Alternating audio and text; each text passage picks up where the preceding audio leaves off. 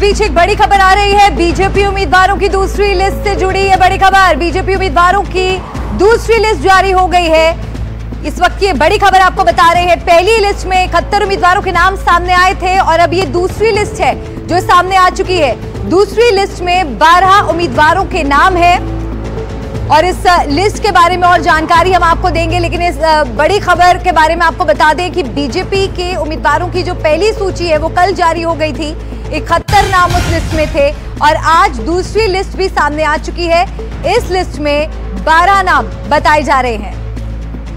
मैथिली ठाकुर को अलीनगर से विधानसभा से टिकट मिला है। मैथिली ठाकुर की कल हमने देखा था प्रेस कॉन्फ्रेंस कर औपचारिक ज्वाइनिंग हुई थी बीजेपी में और अलीनगर से उनके चुनाव लड़ने की बात कही जा रही थी, लेकिन अब एक औपचारिक घोषणा के तौर पर आपको बता दें कि मैथिली ठाकुर को टिकट मिल गया है। अलीनगर से मैथिली ठाकुर चुनाव लड़ेंगी। ये बड़ी खबर इस वक्त की। बीजेपी की दूसरी लिस्ट जारी हो गई है। 12 उम्मीदवारों की दूसरी लिस्ट जारी हुई है। अलीनगर से मैथिली ठाकुर को टिकट मिला है। बक्सर से पूर्व आईपीएस आनंद मिश्रा को टिकट मिला है। ऐसे ही तमाम 12 उम्मीदवारों के नाम हम आपको दिखाएंगे। बिहार की चुनाव की ये बड़ी खबर है। दूसरी लिस्ट बीजेपी की तरफ से जारी की जा चुकी है। 71 नामों के बाद 12 उम्मीदवारों के नामों की घोषणा आज हुई है। दूसरी लिस्ट में 12 उम्मीदवारों के नाम है, जिसमें एक नाम मैथिली ठाकुर का है जो कि एक जानी मानी गायिका है। बीजेपी कल उन्होंने ज्वाइन की और अलीनगर से उनके चुनाव लड़ने की बात कही जा रही थी, लेकिन अब उन्हें टिकट मिलने की बात की भी पुष्टि हो गई है। अलीनगर से मैथिली ठाकुर चुनावी मैदान का हिस्सा होंगे और ये देखिए एनडीटीवी इंडिया पर पूरी लिस्ट आपको हम दिखा रहे हैं। ये तमाम वो नाम हैं जो दूसरी लिस्ट में सामने आए हैं। अलीनगर, हायाघाट, मुजफ्फरपुर, गोपालगंज, बनियापुर, छपरा, सोनेपुर, रोसैरा, बाढ़, अगियाव, शाहपुर और बक्सर, ये वो 12 सीटें हैं जिन पर उम्मीदवारों के नाम सामने आ चुके हैं। अखिलेश जी हमारे साथ फोन लाइन पर जुड़ गए हैं और क्या जानकारी इस दूसरी लिस्ट के बारे में? देखिए, 12 उम्मीदवारों की दूसरी सूची जारी की गई है। इसमें 2 महिलाओं को टिकट दिया गया है। इसमें चर्चित जो गायिका हैं मैथिली ठाकुर, इन्हें भी टिकट दिया गया है। 2 दिन पहले ये बीजेपी में शामिल हुई थी। इनको अलीनगर विधानसभा सीट से बीजेपी ने चुनाव मैदान में उतारा है। इसके साथ ही चर्चित जो आईपीएस रहे हैं आनंद मिश्रा, उनको भी बीजेपी ने बक्सर से टिकट दिया है। एक सिटिंग एमएलए है, उनका टिकट इसमें काटा गया है। साथ ही वीरेंद्र कुमार को रोसड़ा जो कि अनुसूचित जाति के लिए सुरक्षित सीट है, वहां से टिकट दिया गया है। अगर सारे नाम मैं पढ़ करके बताऊं तो इसमें अलीनगर से मैथिली ठाकुर को दिया गया है, हायाघाट से रामचंद्र प्रसाद, मुजफ्फरपुर से रंजन कुमार को, गोपालगंज से सुभाष सिंह को टिकट दिया गया, बनियापुर से केदारनाथ सिंह को मैदान में उतारा गया है, छपरा से छोटी कुमारी को टिकट दिया गया, सोनपुर से विनय कुमार सिंह को, रोसड़ा से वीरेंद्र कुमार को, बाढ़ से डॉक्टर सियाराम सिंह, अगी गांव से महेश पासवान को टिकट दिया गया है, शाहपुर से राकेश ओझा और बक्सर का मैंने जिक्र किया आनंद मिश्रा को टिकट दिया गया है। तो इसमें एक टिकट सिटिंग एमएलए का काटा गया है। कल जो सूची जारी हुई थी उसमें 10 सिटिंग के टिकट काटे गए थे। 9 महिलाओं को कल टिकट दिया गया था, 2 को आज दिया गया है। तो अब तक बीजेपी की जो सूची आई है, पहली 71 की और अब दूसरी आज 20 की, इसमें माफ कीजिएगा 12 की। इस तरह से कुल मिलाकर के बीजेपी ने अभी तक 11 महिलाओं को टिकट दे दिया है। बिल्कुल, और पूर्व आईपीएस आनंद मिश्रा को यहाँ पर बक्सर से दावेदार बनाया गया है। साथ ही मैथिली ठाकुर को भी अलीनगर से लड़ने का चुनाव लड़ने का मौका दिया गया है।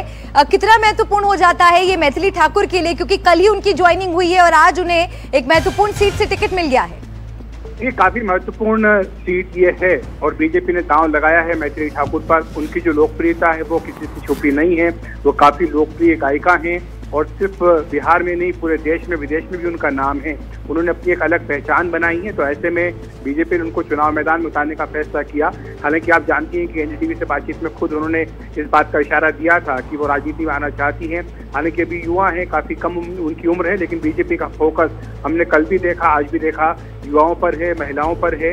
और यही कारण है कि मैथिली ठाकुर उस पैमाने पर बिल्कुल खरी उतरती हैं। इसीलिए बीजेपी ने उन्हें चुनाव मैदान में उतारने का फैसला किया है। बिल्कुल, बाहर से एमएलए ज्ञानेंद्र को भी यहाँ पर टिकट मिला है। गोपालगंज से सुभाष सिंह को टिकट मिला है और जैसा कि लगातार हम अखिलेश जी इस पर चर्चा कर रहे थे कि एक अहम प्राथमिकता यहाँ पर बीजेपी जो है वो विनेबिलिटी को दे रही है। ये एक महत्वपूर्ण क्राइटेरिया है। आज जो 12 नाम सामने आए हैं उसमें आप किस तरह का पैटर्न देख पा रहे हैं? क्या खास बातें? यही पैटर्न चल रहा है कि युवाओं को टिकट देना है, महिलाओं को टिकट देना है, जिताऊ उम्मीदवारों को टिकट देना है और समीकरणों का ध्यान रखना है। कल भी हमने देखा था कि जातीय समीकरणों का ध्यान रखा गया है। और तीसरी महत्वपूर्ण बात यह भी कि जो सहयोगी दल हैं उनके साथ कदम ताल करके टिकट देना है। यह टिकट बीजेपी ने खास तौर से सोच समझ करके दिए कि कहीं पर भी ऐसी कोई सीट पर उम्मीदवार घोषित ना हो जिससे कि दूसरे सहयोगी दलों की दावेदारी उस सीट पर हो। हमने देखा है कि लोजपा के साथ, इसके साथ उपेंद्र कुशवाहा की पार्टी, जीतन राम मांझी की पार्टी, इनमें आपस में इस बात को लेकर के मतभेद हो रहे हैं। खासतौर से जेडीयू का भी हमने देखा कि 5 सीटों पर उन्होंने ऐसे उम्मीदवार घोषित कर दिए जहां पर कि जेडीयू ने, जहां पर कि लोजपा की दावेदारी बनती थी। तो ऐसे में ये निश्चित तौर पर मामला बनता था, लेकिन बीजेपी ने इस बार कोशिश ये की है कि टिकट इस तरह से दिए जाएं ताकि कोई भी मतभेद इस पर ना हो। और बीजेपी के कल भी इसी तरह से उम्मीदवार दिए गए, आज भी दिए गए। कल जो बीजेपी ने 10 सिटिंग एमएलए के टिकट काटे थे, आज टिकट काटा गया है। बाढ़ से जो मौजूदा विधायक हैं ज्ञानेंद्र ज्ञानू, उनका टिकट कटा है। तो इस तरह से कुल मिलाकर के अभी तक बीजेपी ने 11 विधायकों के टिकट काट दिए। जी अखिलेश जी बने रहिए हमारे साथ। इस बीच रवीश भी जुड़ गए हैं, सीधा मैं रवीश का रुख करना चाहूंगी। रवीश, कल 71 नाम और आज बीजेपी ने अपने 12 उम्मीदवारों की दूसरी लिस्ट जारी कर दी है। जी बिल्कुल, अब वक्त नहीं बचा है, तो जिन जिन सीटों पर नाम फाइनल हो रहे हैं उनको तुरंत जारी किया जा रहा है। और आज भी आपने देखा कि तमाम सारे हैवीवेट उम्मीदवारों ने अपने अपने नामांकन को भरा है। हालांकि आज का दिन जो है वो काफी सियासी तौर पर एनडीए के लिए काफी महत्वपूर्ण दिन रहा, क्योंकि यहाँ पर जो उपेंद्र कुशवाहा हैं वो लगातार अभी 1.5 घंटे की बैठक खत्म करने के बाद में ऑल इज वेल कहकर यहाँ से निकले हैं। तो अभी जो है वो 11 प्रत्याशियों का जो उम्मीदवार है उनकी लिस्ट जारी की है। आनंद मिश्रा को, जो पूर्व आईपीएस है बक्सर से, उनको टिकट मिला है। रोसड़ा से वीरेंद्र कुमार को, छपरा से छोटी कुमारी को, मुजफ्फरपुर से रंजन कुमार को। तो बीजेपी की कोशिश है कि जितने जातीय और सामाजिक समीकरणों को साथ कर और ये देखा जाए कि कौन सा उम्मीदवार जीत रहा है, तो उसके बाद में इन सीटों की घोषणा की गई है। निश्चित तौर पर इसमें जातीय समीकरण एक बहुत प्रमुख भूमिका रखते थे और उन सभी को साधने की इसमें कोशिश की गई है। आनंद मिश्रा जो कि पूर्व आईपीएस हैं बक्सर के, इनका नाम काफी चर्चा में था। इनको जो है वो बीजेपी ने बक्सर से टिकट दिया है, तो इन पर अभी काफी बातचीत हो रही है। इसके अलावा आप देखिए कि मैथिली ठाकुर को, जैसा कि अभी अखिलेश जी बता रहे थे कि उनको टिकट दिया गया है, अभी वो कुछ दिन पहले ही बीजेपी में शामिल हुई हैं, काफी चर्चित चेहरा है बिहार के लिहाज से।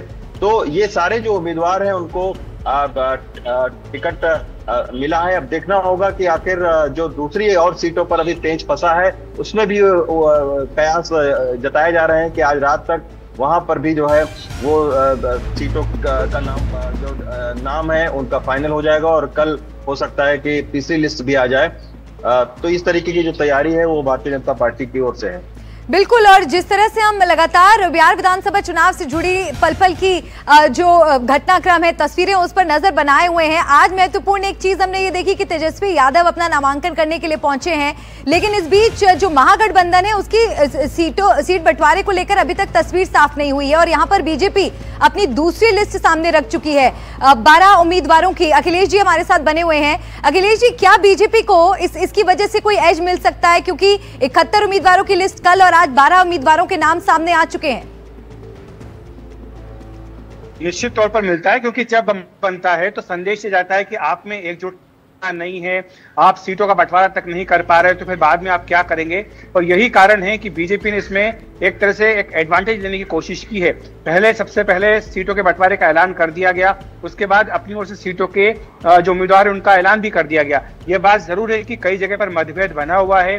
उपेंद्र कुशवाहा आज सुबह दिल्ली आए, अमित शाह से मिले, जेपी नड्डा से भी उनकी मुलाकात हुई है और जो जिस सीट पर वो दावेदारी कर रहे थे वो सीट लोजपा के खाते में चली गई है।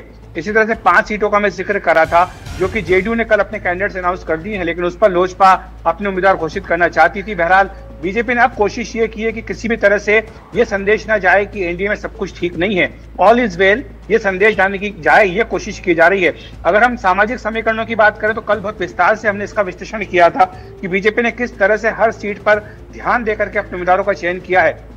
कल जो नाम आए थे 71, उन्हें आपको बता दूं कि 50% नाम ऐसे थे जो कि अति पिछड़ा वर्ग से, महिलाओं से और साथ ही अनुसूचित जाति और जनजाति वर्ग से आते थे।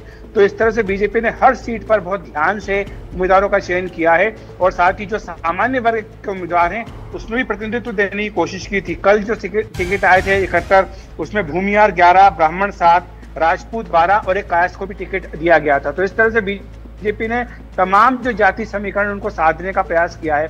और जो आपका प्रश्न था, एक बार फिर से अगर हम उसी की बात करें तो ये महागठबंधन के लिए निश्चित तौर पर चुनौती की बात होगी, क्योंकि अब पहले चरण के नामांकन केवल 2 दिन शेष हैं और ऐसे में अभी तक आप सीटों का बंटवारा भी नहीं कर पाए हैं। कुछ कैंडिडेट्स को सिंबल दे दिया गया था, फिर सिंबल वापस ले लिया गया, उसको लेकर के भी एक विवाद हुआ। तो ये सारी बातें हैं जो लगता है कि एनडीए चाहेगी कि बिहार की जनता के सामने संदेश जाए। बिल्कुल अखिलेश जी, और आप ही की बात को आगे बढ़ाते हुए हमारे वरिष्ठ सहयोगी मनोरंजन भारती भी हमारे साथ जुड़ गए हैं, ग्राउंड से लगातार जानकारी हम तक पहुंचा रहे हैं। मनोरंजन जी, जैसा कि अखिलेश जी से मैं इस बात की चर्चा कर रही थी कि कल 71 नाम और आज 12 उम्मीदवारों की दूसरी लिस्ट सामने आ चुकी है, बीजेपी को कितना एडवांटेज आपको मिलते हुए दिख रहा है और आज की सूची में क्या खास बातें आप देख रहे हैं? देखिए, बीजेपी को फर्स्ट मूवर एडवांटेज तो मिलेगा ही, क्योंकि उन्होंने अपनी सीटें जो है सॉर्ट आउट करके जो है उसको अनाउंस कर दिया है। लेकिन इस जो 12 कैंडिडेट की लिस्ट है, इसमें सबसे पहला नाम ही है जिसके बारे में सबसे ज़्यादा चर्चा हो रही थी। अलीनगर से मैथिली ठाकुर के नाम की घोषणा की गई है। मैथिली ठाकुर को कल ही बीजेपी में शामिल किया गया था। हालांकि कल जो है एक और सीट जिस पे उनके लड़ने की बात की जा रही थी, वहाँ पर बीजेपी ने कैंडिडेट घोषित कर दिया था। अब जो अलीनगर की सीट है, यहाँ से मैथिली ठाकुर को उम्मीदवार बनाया गया है। बाकी जो और एक सबसे चर्चित नाम है जिस पे सबकी निगाहें हैं, वो है आनंद मिश्रा।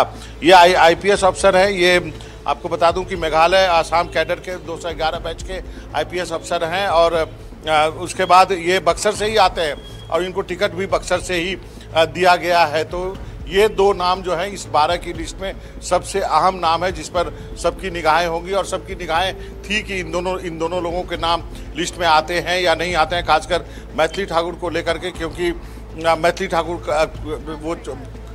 को कल ही शामिल कराया गया और ये उम्मीद लग रही थी क्या वो इस बार चुनाव लड़ेंगी या नहीं लड़ेंगी। इसको लेकर के थोड़ी सी कंफ्यूजन की स्थिति पैदा हो गई थी यहाँ पर कल जब उन्होंने बीजेपी ऑफिस में जब वो शामिल हुई थी। लेकिन आज के लिस्ट में उनका नाम है और आईपीएस आनंद मिश्रा का भी नाम है इस सूची में। बिल्कुल, बहुत शुक्रिया आपका अखिलेश शर्मा, हमारे साथ जुड़े मनोरंजन भारती, रवीश, आप तीनों का बहुत शुक्रिया इस बड़ी खबर पर जानकारी देने के लिए। नजर बनाए रखिएगा।